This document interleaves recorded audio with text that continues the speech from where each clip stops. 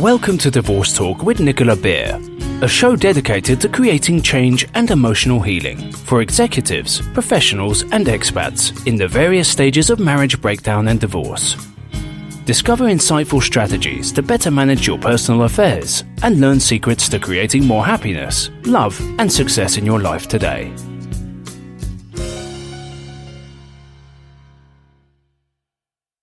I want to tell you a little bit about our call today, which is the second part of a series that we are having at the moment. The series is called Dealing with the Marriage Crisis, Finding Your Way Back to Happiness, Finding Your Way Back to Happiness. And in this particular episode called How to Save Your Marriage, Avoid Divorce, and Find Happiness Again, we're really going to be diving into how to support you in finding out the steps to save your marriage. So to introduce our esteemed expert guest, Nicola Beer. Hi, Nicola. Welcome. Hi. It's great to be here. Awesome. So let me just tell everyone about you, Nicola. So Nicola is an expert coach. She's an expert relationship coach and a leading authority in how to save your marriage, an international best-selling author with 4 books, and has been featured on networks such as ABC, CBS, NBC, Fox News Network, Huffington Post, and the Wall Street Select. Wow, quite an array there. And she works with individuals and couples from all over the world to transform their marital situation and restore the love, passion, respect, and happiness. She also works with children and teens who are dealing with the fallout that divorce can bring to ensure they come through the experience whole and well-adjusted. And you can find out more about Nicola on SaveMyMarriageProgram.com.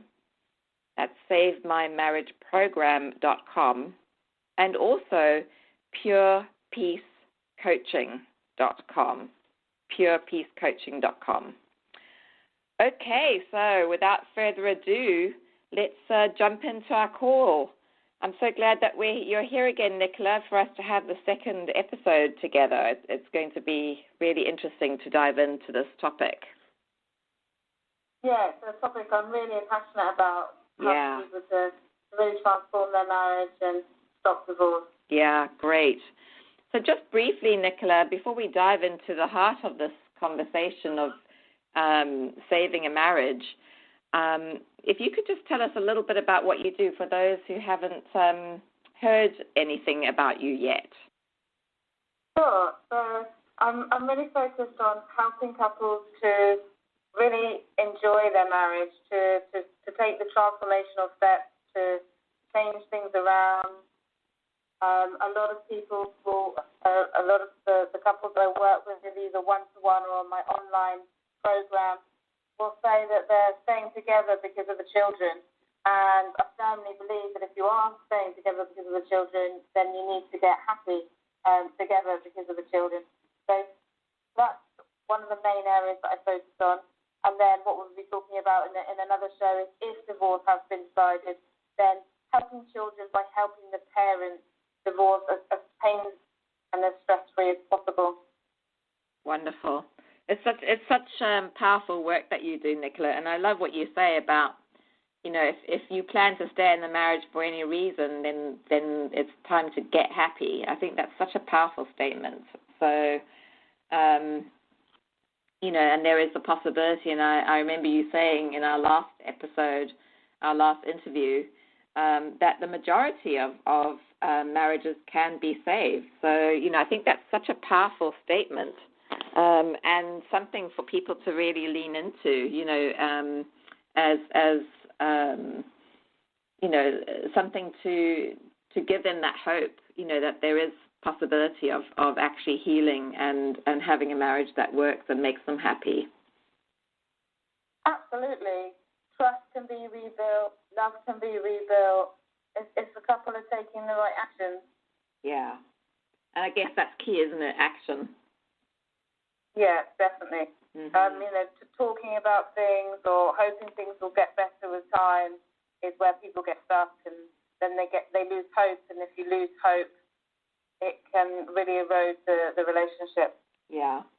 I'm sure that there are lots of couples out there where one of them has just kind of given up, and that obviously is not going to support any growth in the marriage, especially if they decide they are staying together. So, making that decision to move forward is a huge one. Yeah, definitely. Nicola, what do you do when a marriage is falling apart? There's tension and distance is increasing, and the partner refuses to get help. I think that's a huge key, right? If one of the couple don't actually, as I said, they've given up. They don't really, or they don't feel they need the help. I think there's a lot of stigma around asking for help, isn't there? Yeah, definitely. I mean, if you're struggling in your marriage and your partner says that they don't want to get any help, then I think that you've really got three choices. Mm-hmm. You can get divorced, which will inevitably, be a very painful, stressful, not to mention expensive for all involved situation. Yes. You can, two, tough out the marriage without working to improve it, where you decide to accept that the life and the love that you hoped for is not going to be there, and you just have to accept the way things are. Mm-hmm. Or the third option is that you can face up to the fact that things aren't working and that you're miserable and start saving your marriage on your own.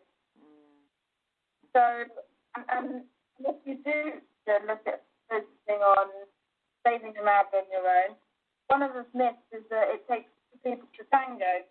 Well, actually it doesn't. If you think of all dancing anyway, it's always one person leading. And it's the same with saving a marriage. It takes one person to take the lead. Because as a one person, if you're listening to this, you make up 50% of the marriage. And with the right attitude, with the right actions, with the right intention, you can have an 80 to 90% influence. And I do witness this all the time. So if your partner is refusing, the best thing you can do is just to accept that. Accept their wishes. Don't try and force them. Mm-hmm. And just ask them, is it okay if I begin working on the marriage on my own, or working on the relationship on my own? And most husbands or wives I've found is their partner has said yes. And then they admire their partner. They admire their partner for a while. They're actually care enough about me, care enough about the relationship, that they decided to work on it. And when you bring more happiness into the relationship, when you suggest new activities, when you're less resentful, more communicative, more giving, it's impossible for someone around you not to change. Yeah, that's so powerful, Nicola. Because I think so many people feel like if they're on their own trying to save the marriage, then it's not worth it. I think what you've shared in this particular instance is probably gives people a lot of hope. And I guess, the question is, can they believe it? Do you have any sort of examples or situations that you can speak to where that has happened? Yeah, so actually, which I was surprised even myself when I created the online program, that 40 to 50% of the people actually joined on their own. Wow. I was working with a lady called Rita, mm-hmm. and she was unsure, do I wait or do I join the program? And they were suffering. They just had no communication for 2 years, and obviously no intimacy. And all their communication was about the finances. It was about the children, logistics, who's picking up who. But there was just no connection at all. Yeah. And so she started on the program, and she started learning, what she needed in the relationship. and working out what her partner needed, and started realizing how to create a warmness from him, because he was very cold. So she started doing things that he liked, and in this case it was picking up his dry cleaning and making his favourite meal, just small things like that. And he just completely started to shift. Wow. And then they started to communicate more. And then literally after I think it was about in the 4th week, he wanted to join the program with her. He wanted to do it as well. And, she was able to really see a shift in him, whereas before he said that he doesn't believe in marriage counselling. Yeah. When I hear that, I do think, well, in some ways I don't blame them. If the traditional marriage counselling that you're talking about is two people coming together, talking about their problems, often that makes things worse. It's, to some couples, because yes, you're communicating, but you're communicating in a negative way. You're bringing everything up, and that's why we stop talking in the first place. Most couples that say they haven't communicated and communication is shut down is because the communication they have had has been arguing. And so definitely see why a lot of men and a lot of women will think, well, maybe it doesn't work. But if you have actions, and you're going to be doing more than talking, you're going to be showing love through actions, then it can make a huge difference. And also, just bearing in mind that even if you can't make someone change ever. Yeah.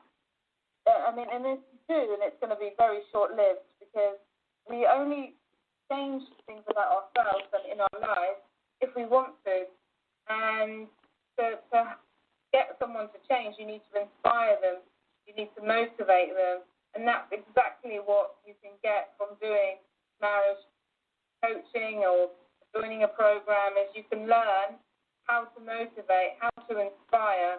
And I definitely think it's quite inspiring when I see all of these men and women change things on their own. They don't wait for their spouse to join, and they don't push them, or they don't think that they've got no power. They actually step into their power, and I really admire that.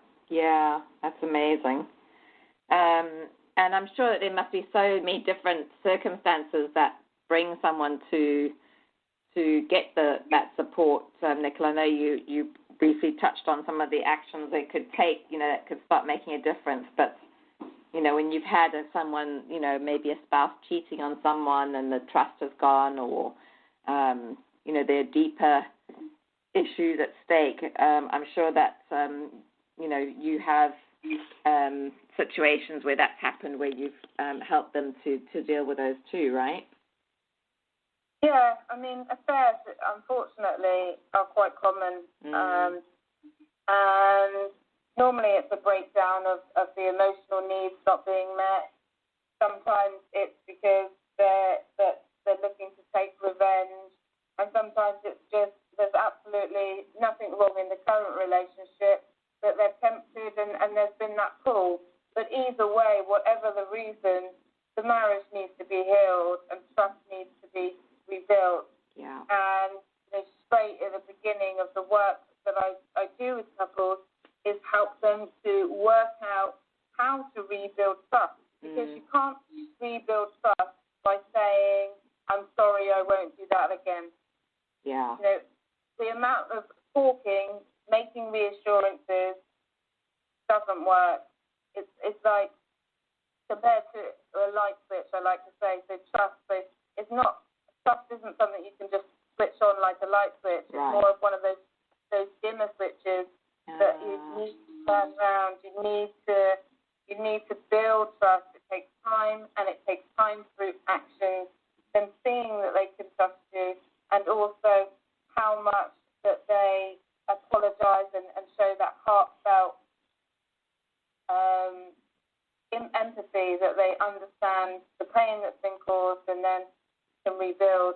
Yeah. It's quite an in-depth. Well, there's so many facets to this experience, I guess, but I know you've probably faced so many different situations. So, Nicola, what are the most common objections to, taking steps to saving a marriage? So I'd say that there is the one I mentioned, which is about, they don't think marriage counselling will work. Mm-hmm. And often people will make that assumption without even ever finding out more about it. Yeah. But I do believe, if you are considering it or if you're unsure, then find out, speak to a few people and see their approach and whether you have a fit with them. Mm-hmm. Another area that people, or objections that people have is that they want to fix it on their own. Yeah. That they say, I've had men or women say to me that if they can't save their marriage on their own, then what? Then they shouldn't be together. Now, I don't really agree with that. Mm-hmm. However, I can understand where they're coming from. They want to be able to work together as a team. They want to keep things private. They don't want to share their what they're going through. And so for couples like that, it doesn't mean that you can't have help. I mean, that's why I created the online program, because you don't actually have to ever talk to me as an expert if you don't want to. There's that ongoing weekly support. But if you have questions and you really want to keep everything anonymous or private, then you can submit your questions by email or by chat, and then I will answer all the questions, and then you can take the audios every single week, step by step, and save your marriage on your own. That's really interesting, Nicola, because I'm sure that there's a lot of issues around people wanting to reach out to get support because of the whole privacy issue, and especially because it probably touches on a lot of intimate details of their marriage that they don't really want to share with someone else. And you've provided a way for them to get that support in a very safe way. So that's really fantastic. Yeah, it's been actually very popular, especially in certain cultures where it's just you just don't ever talk about your private matters. And I think it's a good way for people to get some guidance. Yeah. And make sure that they can get the happiness, the closeness that they deserve. Yeah. And you're in Dubai, Nicola, so I'm assuming, when you say other cultures, you've had that experience with the Arab culture over there. I hate to say that without knowing that I'm saying the right way, but perhaps you can elaborate a little bit more. Yeah, that's perfect. That's exactly it, the Arab culture. So the Arab culture traditionally is you keep your private matters private. You don't talk about any problems. Everything's kept in, and I think that has a lot of strain on people because they feel that they have to solve everything on their own, and that can be quite difficult because if we go into our minds and we stay stuck in our minds rather than doing any actions, it can cause us stress. It can cause us sleeping problems. It's a lot to take on if you're having problems not to be able to talk to anyone. Yeah. Or have any kind of support. And I'm sure that, there are other nuances as well from, if you come from a culture where there's a real dominance from the male perspective, how do you shift or create influence in that kind of situation? And, it sounds to me from the work that you've done, Nicola, that you actually have really helped couples, even with that aspect of the culture. Yeah. There's lots of different cultural aspects that we can work with. So yeah, fascinating. What other objections come up? I think sometimes people don't have the time, or they say they don't really have the investment, the finances to work one-on-one with someone. Mm-hmm. And again, or they work very long hours, they're having time to meet with a marriage expert is difficult.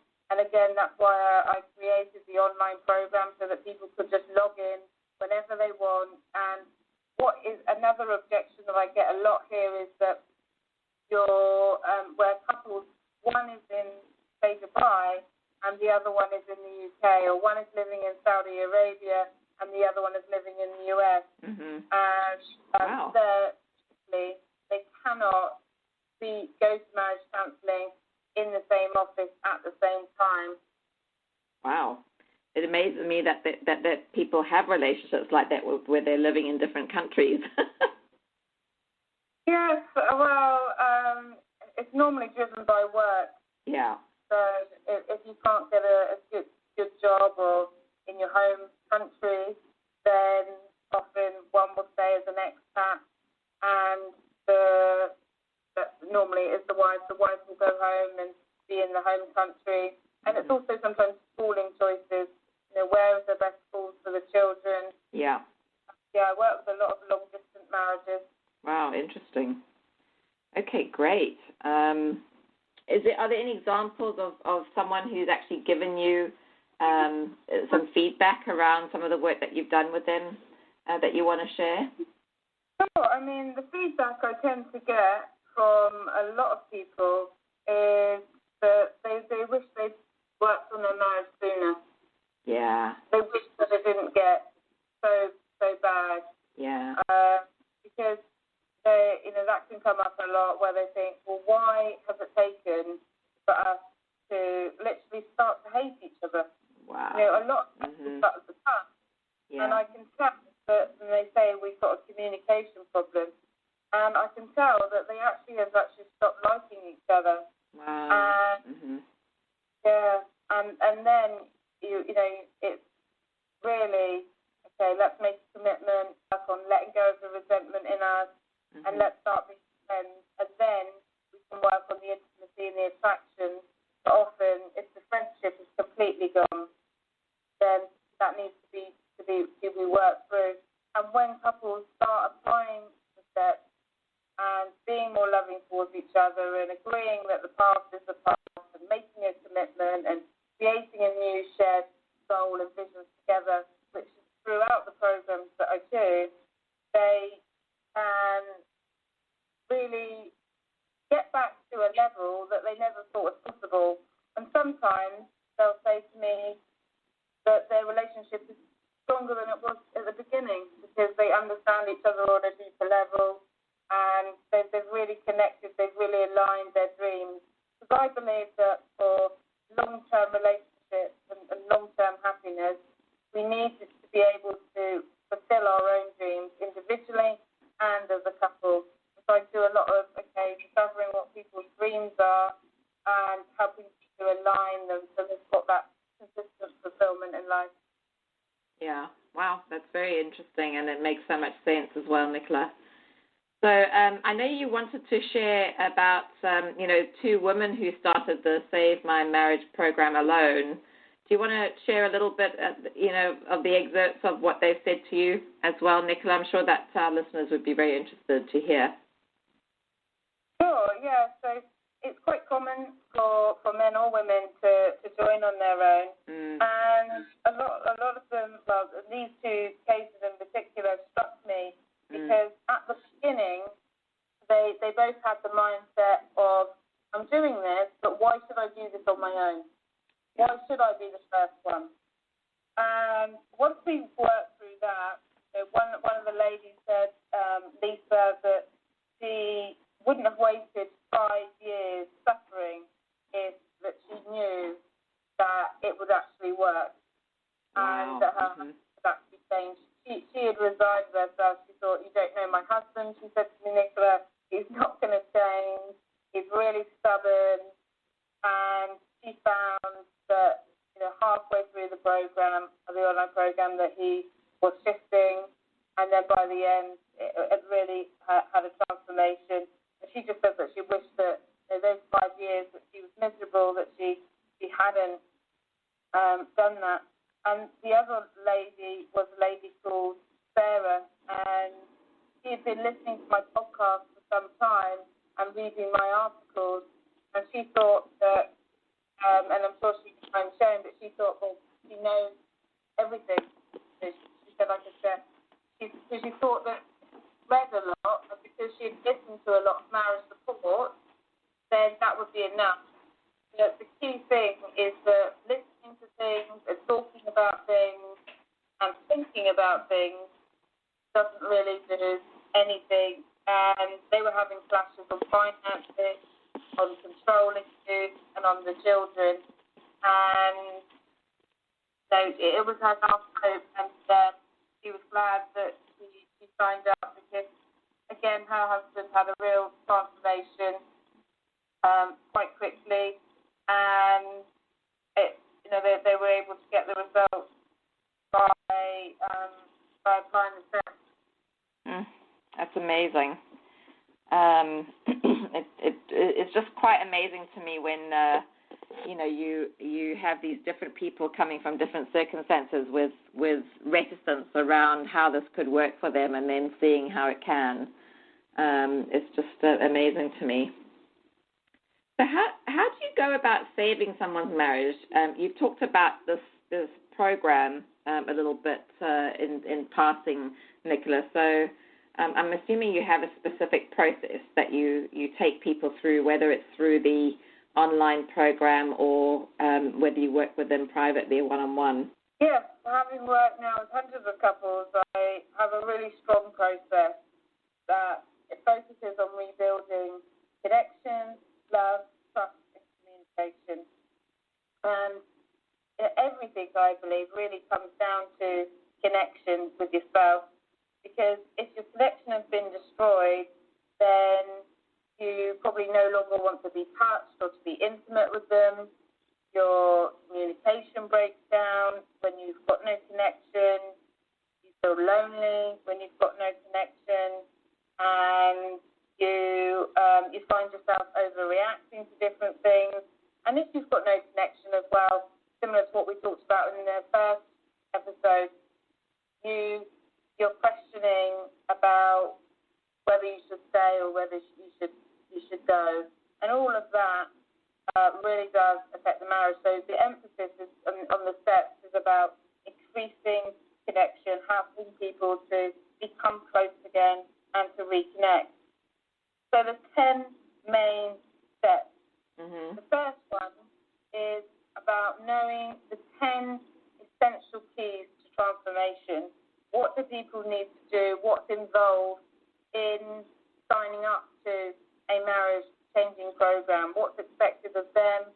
What are they going to gain? Mm-hmm. What's going to motivate them? What are their reasons why they're doing it? Mm-hmm. Really around the mindset, because sometimes there does need to be a shift in mindset. So I really strengthen people's conviction. I know why I'm doing this. Mm-hmm. I'm doing it for me. I'm doing it for my children. I'm doing it for whatever these reasons are. Yeah. And also making a firm decision, getting them to say, I'm doing this no matter what. I'm really gonna focus on this, because whatever we focus on in life, mm-hmm. we get results.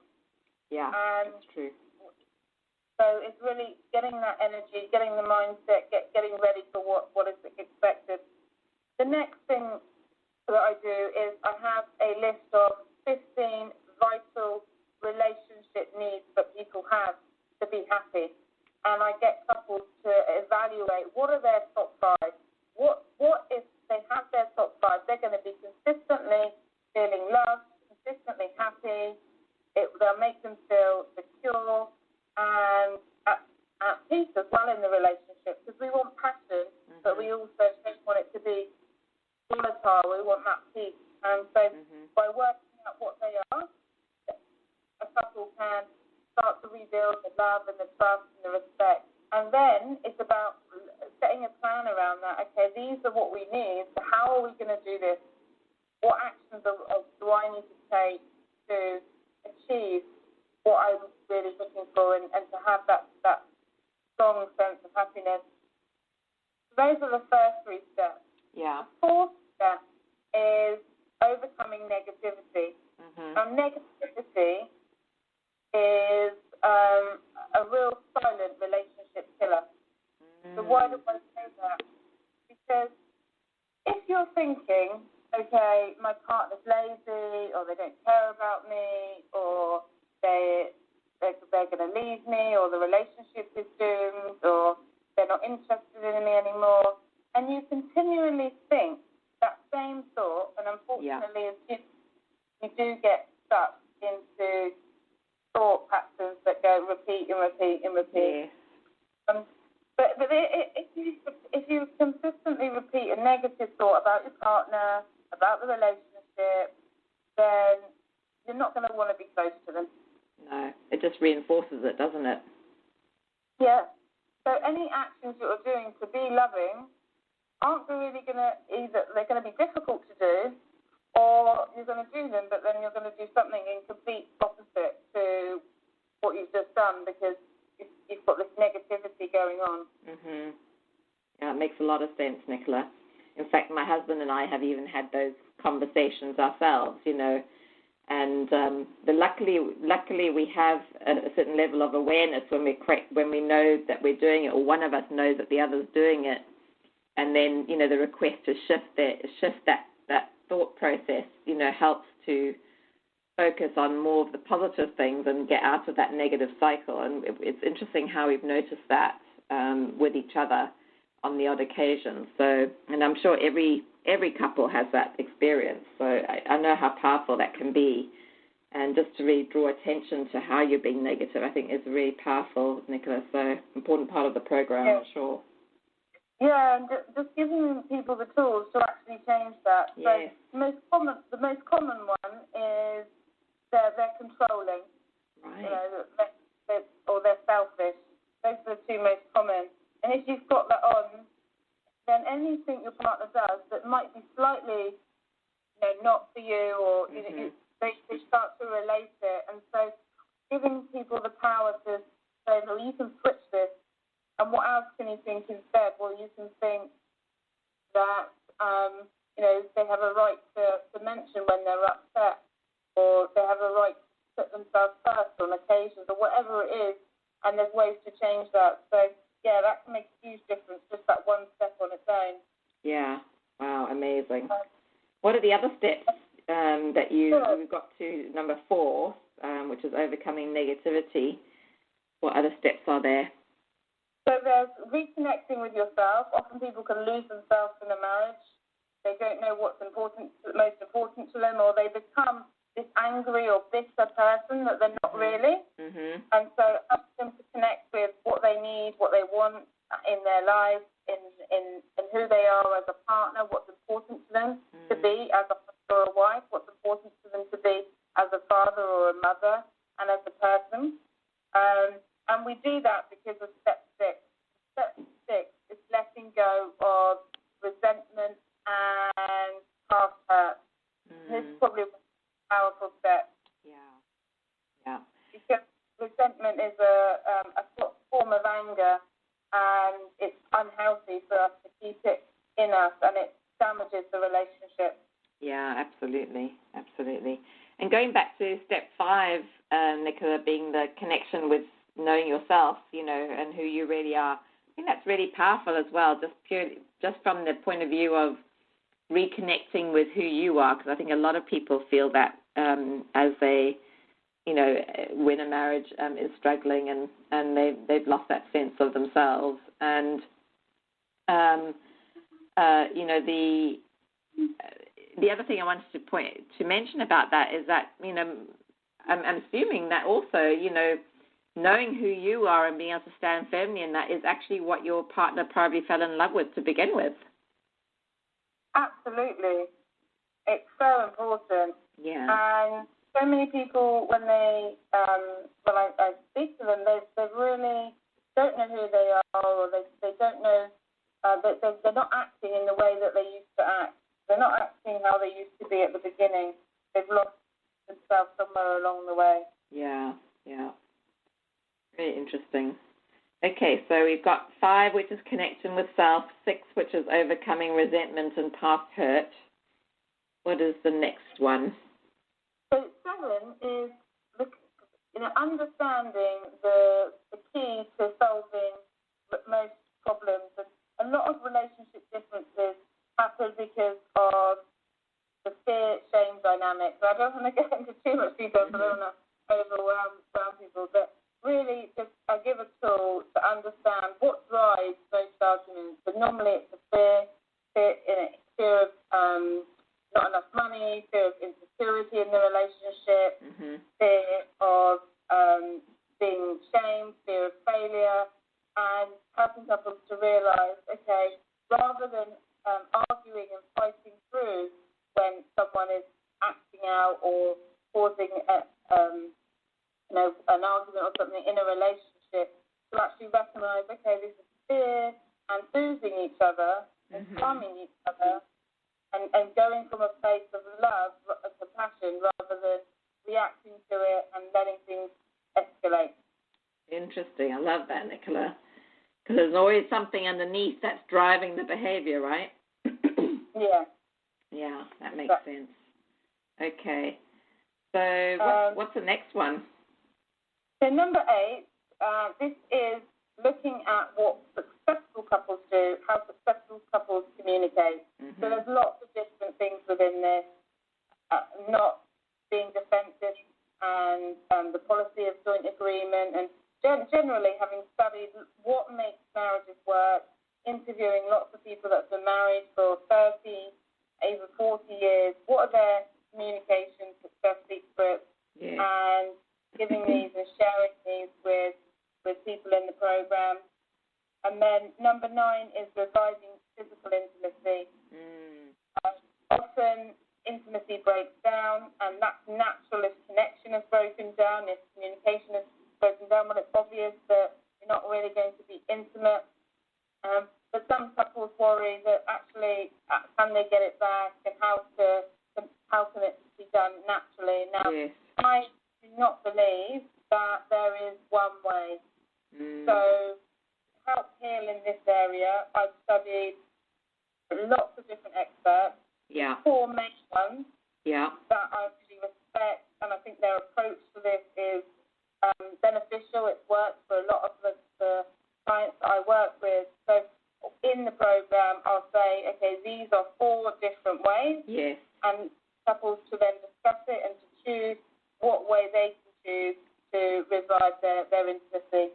Oh, very good. That's awesome. And I like the fact that there's not a one-size-fits-all sort of focus there, because every situation is different, right? Yeah, absolutely. Especially when it comes to something as personal as that. Yeah. Wow. That's really great. And 10, what's the 10th step? So 10 is one of my favourites. And if you're struggling in your relationship, it's often because we lack a shared reason for being together, or we've lost sight of why we're together, we've lost sight of things to look forward to in the future. So step 10 is creating a shared meaning, purpose, and some shared goals of why it's important for you to be together and what you've got to look forward to. So making and creating a shared vision is what step 10 is all about. Yeah, beautiful. Love that. It's interesting because a lot of coaching programs start with that, but it makes sense that you would end with that in this particular case, Nicola, because you're not going to be ready to look at that in the beginning. You got work to do before that.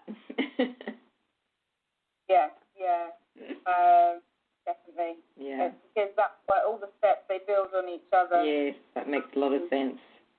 Yeah. So can you tell us some of some of the case studies that you've experienced that, where people have gone through this process with you? Sure. So I've been working with Phil and Deborah. I'll give you their example. Yeah. And they started the program, and they just really found that the way the steps work together were, just as soon as they'd done the relationship needs and understanding where the differences were there and coming from, because Deborah believed that she was making her husband happy by keeping the house clean and by doing all the meals and looking after the children. And so she was supposed to all of that, but they didn't really have much time for affection or conversation or going out. She was always very much, I'm showing my love by making sure that everything in the house is great. And through doing the process, Phil was like, well, I would rather hire a cleaner or get you some other support or ask my mum to come and relieve some of the childcare. And I would rather you have a microwave meal and have you happy and you relax and you spending time with me. Yeah, so it's kind of shifting priorities, I'm guessing, Nicola. Yeah. Well, they didn't know that was important. Phil didn't, Deborah presumed that the most important thing and the way that she should show Phil love is through doing all of these acts in the home, whereas he couldn't care less about that in his work. He really wanted a companion. He wanted someone to have fun with. He wanted someone to talk to. Yeah. And that was more important to him. I've had it on as well on the other side where lots of men get annoyed about things not being done in the house and wanting things to be done. And again, the couple realise that they've got different needs and they're not understanding each other's needs, because we often go about giving each other what we want.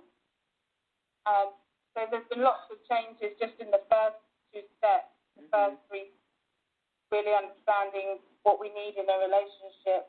And the resentment, many people that I've worked with find that the resentment is really a life-changing process.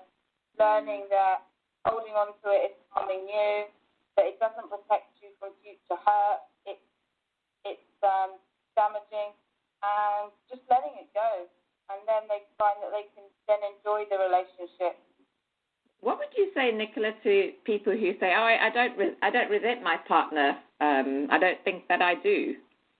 Well, that's a really good question. I think really a resentment is just a small amount of anger, and if you think that you do more in your marriage than them, if you think that any kind of negative thought, there's normally some kind of resentment there. Yeah. It can be subtle, right? Yeah, it can be subtle. It can be small things, and normally I find that if someone doesn't have resentment, they can often have the other silent killer, which I mentioned in step 4, which is the negativity. Yeah.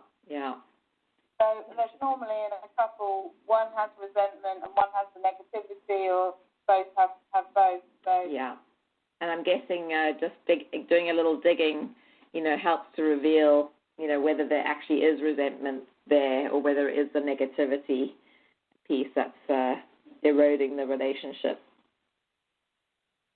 Yeah, absolutely. If you think something negative about your partner, or you share with your friends or your family, I can't believe they've done this, that's a small fraction of resentment there. Yeah. And once you learn that you can let it go and it doesn't have to stay with you, and it can be liberating. Yeah. Powerful. So, Nicola, what else may be needed to be looked at when it comes to saving a marriage? So these steps are really powerful for creating love and letting go individually of anything that is impacting the relationship. The other things that really can come up and are love destroyers, and there's 3 main ones that come up time and time again that I'm going to mention here because they're so key. They need to be addressed in their own right. And there are 3 A's. So you have anger. If anger isn't expressed appropriately, if someone has kind of a reaction where they are when they just react, they just overreact, they explode, and that definitely affects marriage and destroys love. And actions like that normally start from childhood, and steps are often needed to change those patterns if anger does escalate. The good thing is that it can be changed. Yeah. And as part of the online program, and when I work with couples one-to-one as well, then I do give tips to actually taking control and actually choosing how to express anger in a healthy way. Because anger is a natural emotion. Yeah. But it's just when it becomes explosive that it becomes quite dangerous. Yeah, there's a healthy way to express it, and there's an unhealthy way. Yeah, and passive aggressiveness, the silent treatment, also is not going to help relationships if you're not talking about the issues, or you're not facing them because you're completely shutting down. You're not giving the opportunity for a relationship to heal either. So focus on that. Second A is affairs.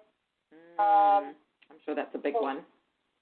Yeah, and you know that these days we have emotional affairs, physical affairs, cyber affairs, and if someone is definitely still in the picture, it's very hard to save marriage. Sometimes I will have couples come to me to save the marriage, and one person is still in touch with someone else. Yeah. And that can be a challenge. So again, as one of the bonuses, I really make sure that there's some tips there on how to recover from an affair, what the recovery cycle looks like, the timeline looks like. It's one of the most common questions is how long will it take us to feel to repair the relationship, or how long will it take me to feel better again and trust again, and how to affair-proof the marriage. And then the third A that comes up a lot that really does impact relations is addictive habits, addictive patterns, whether that's alcohol, addiction, porn, sex, drugs, shopping, phone, even game addiction. Yeah. That people have, at any time in a marriage where a person puts the addiction before the family and the spouse says this is a problem, it becomes a problem. It doesn't matter whether they define it as an addiction or not. If it's causing a problem, then it's a problem in the marriage. So there's certainly various different ways I work with individuals and couples to break free of that. The individuals actually to change their habits and free themselves if they're ready to. But sometimes it's actually starting with the spouse that doesn't have the addictive pattern, and helping them to relieve some of the stress and to let some of they're trying to control the situation. Of course, you cannot control someone else. It's just helping them and supporting them through it. Yeah. So it sounds like you're helping them, excuse me, you're helping them to gain some perspective as well around what's happening in their lives, Nicola. Yeah, and really having the tools to make an individual shift as well as a shift for the couple. Do you think that the other spouse starts to create their own addictions when they have an addictive partner? I definitely see that quite a lot, especially in sometimes it can be an addiction to solving their partner's addiction. The rescuing piece. The rescuing codependency, where they become so obsessed trying to control the other person and what they're doing that their life becomes revolved around trying to help their partner, but it ends up not helping the partner. Yeah. Unfortunately, the best efforts don't help. So it's a real shame. Yeah, and I'm sure that food, it must become an addiction as well for certain people too when they're eating their sadness or hurt or pain. I'm sure that must be a common one. Yeah, I mean, food is actually, thanks for mentioning that, food is probably one of the most common, if not the most common. Yeah. It's late at night, you're feeling lonely in the marriage if you're not doing anything to try and transform things, so you get comfort in food. And then I have it, the other people go the other way, where they just don't want to eat. They just refuse to give their body what it needs.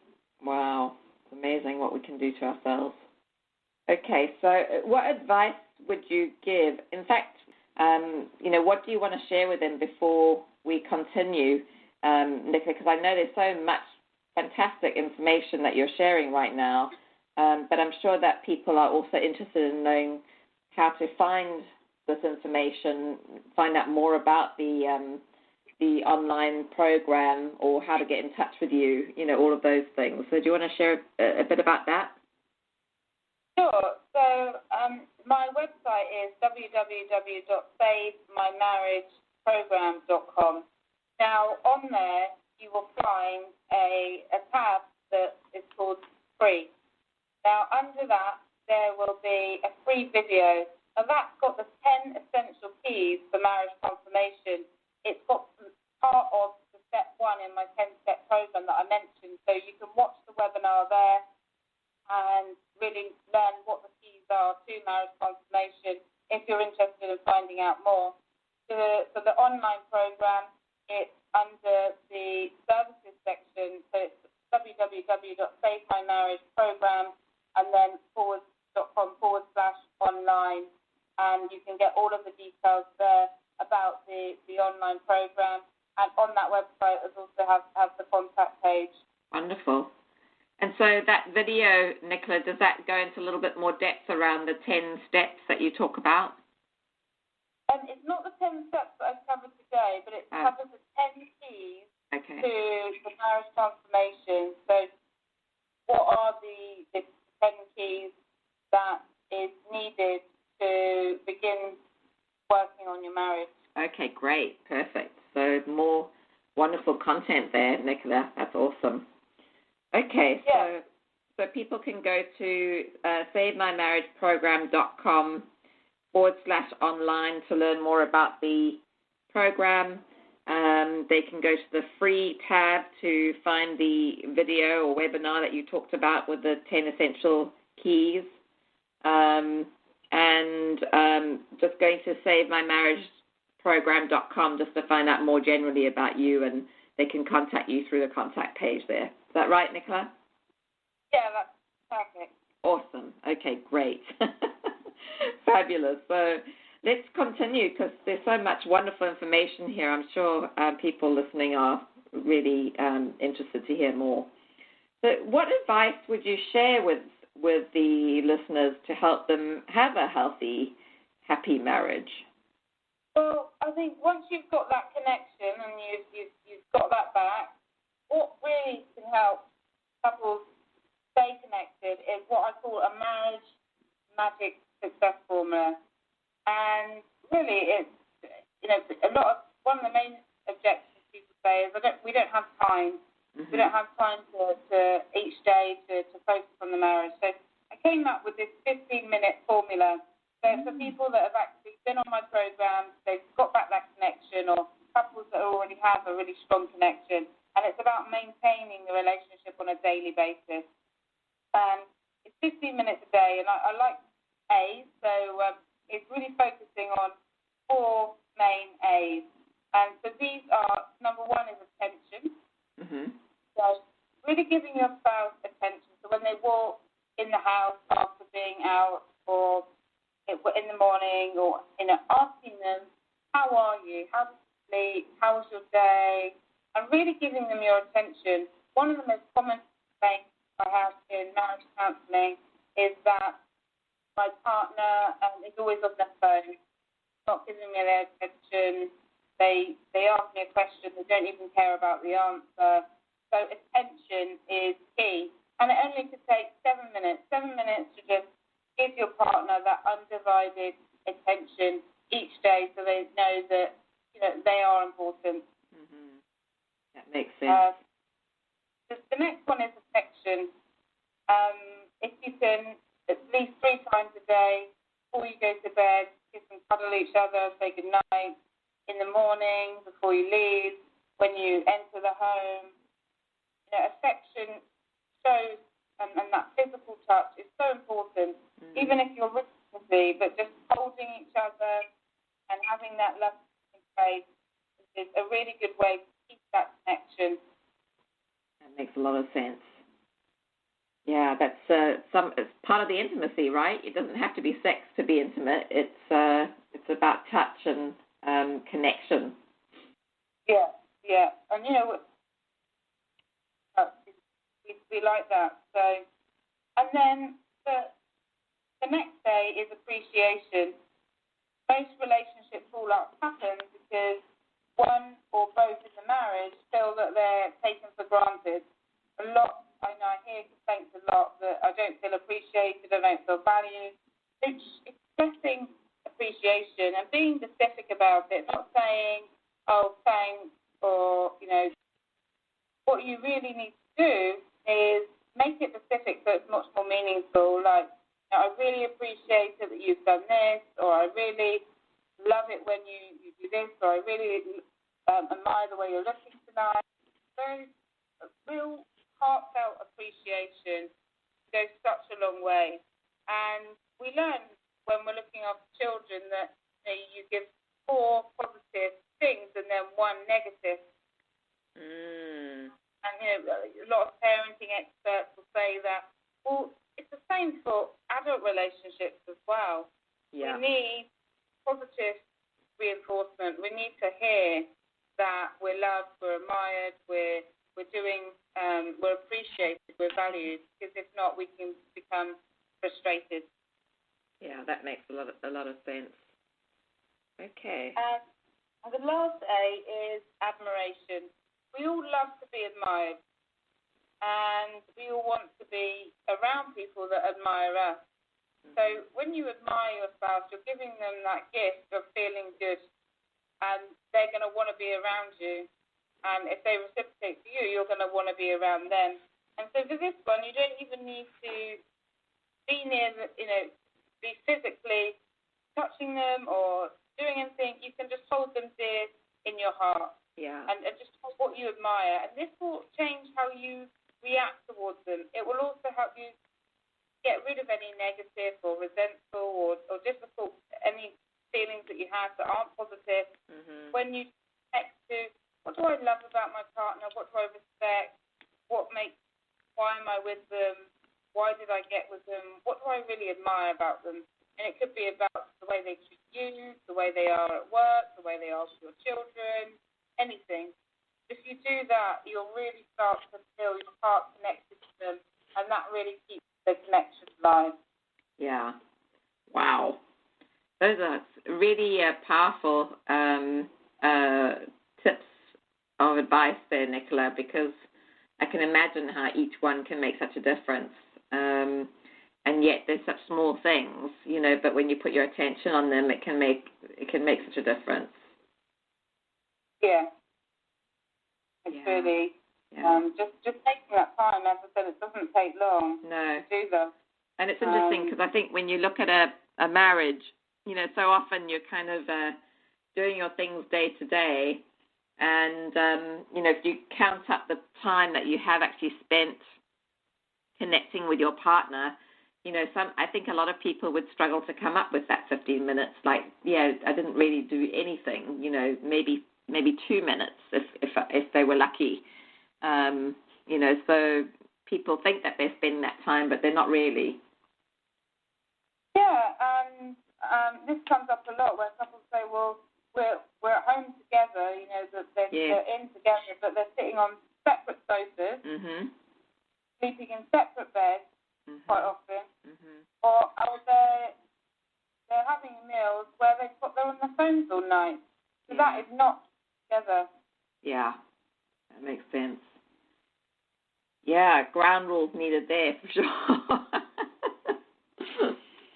Okay. Yeah, that's exactly what couples do in the program. They come up with their own rules together. Yeah. Because you don't want someone to say, well, you don't do this or don't do that. Yeah. But when the couples listen to either me or the audio, then mm-hmm. they can create their own plan for keeping that connection alive. Yeah, wonderful.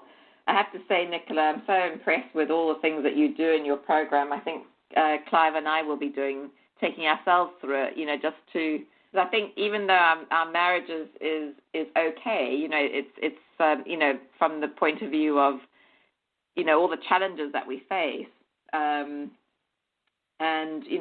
we definitely know, of course, that we love one another.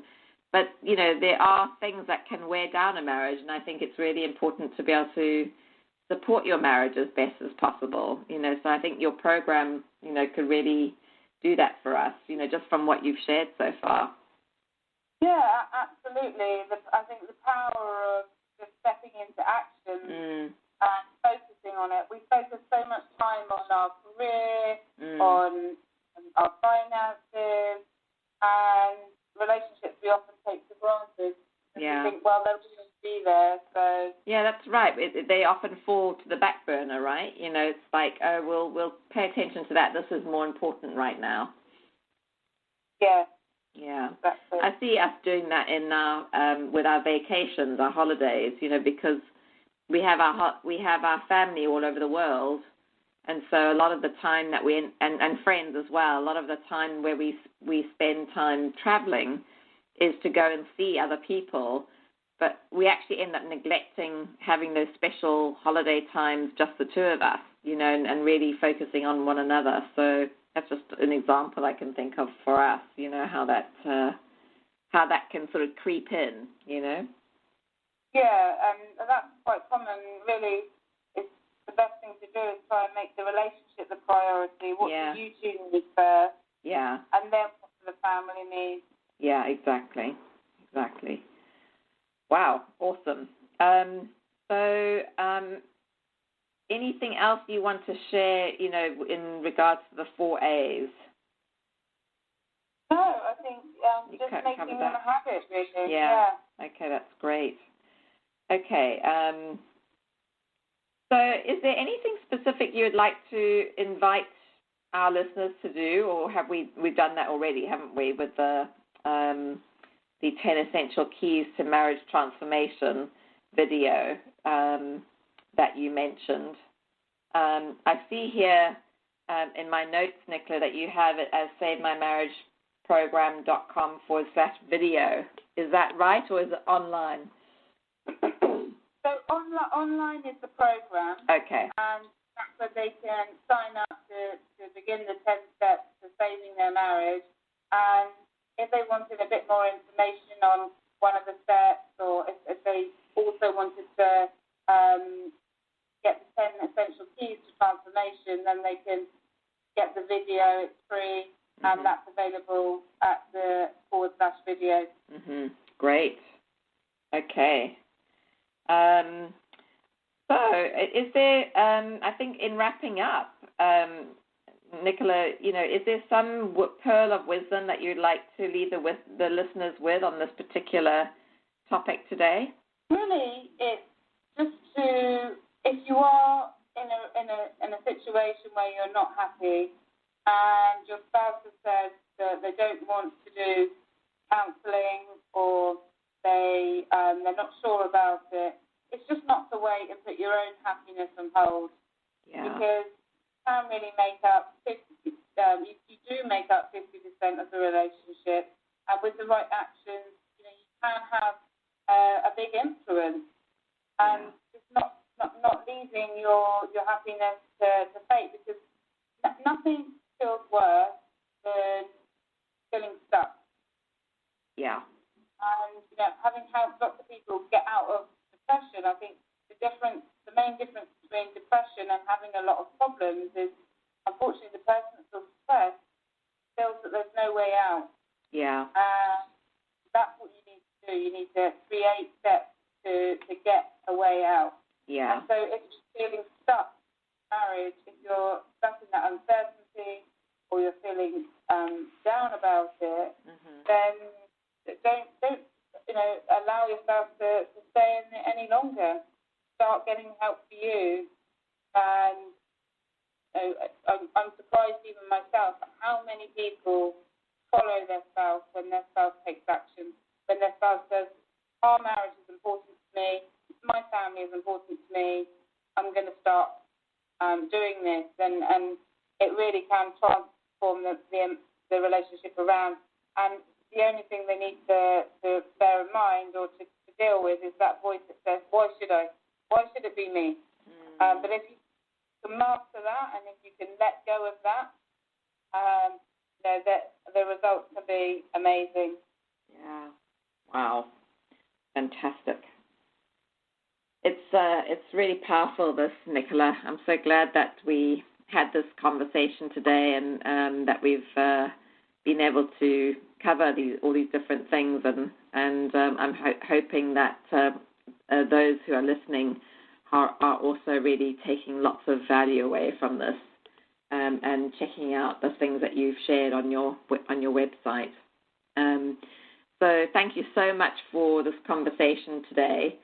I really enjoyed it, and I just want to let everyone know that this is the second episode in a series of 3. So our third episode, which is called How to Protect Your Children Through Divorce and Overcome Co-Parenting Challenges. So even if you're not getting divorced, just knowing how to support your children, through your difficulties in your marriage can also be something I think you'll touch on as well, Nicola, won't you? So, but also to, how to support children when you are going through divorce. You've made that decision that that's the right course of action. I think that's going to be a really interesting episode as well. And I know, Nicola, that you're very passionate about making sure that children come through, the experience of their parents' divorce, still feeling whole and well-adjusted, and, can go on to lead productive lives and have, productive relationships themselves. And I know you can relate to that from your own experiences, for sure. Yes, definitely, and I'm really looking forward to, supporting anyone that's contemplating or going through a divorce or coming out of divorce, if they have children, to help themselves.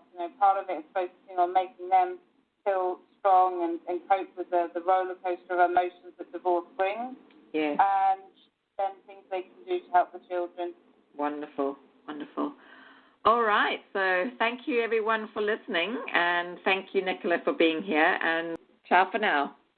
Thank you for listening to Divorce Talk with Nicola Beer. If you have enjoyed the program, please leave a rating and review on iTunes, so more people dealing with marriage breakdown and divorce get the support they need.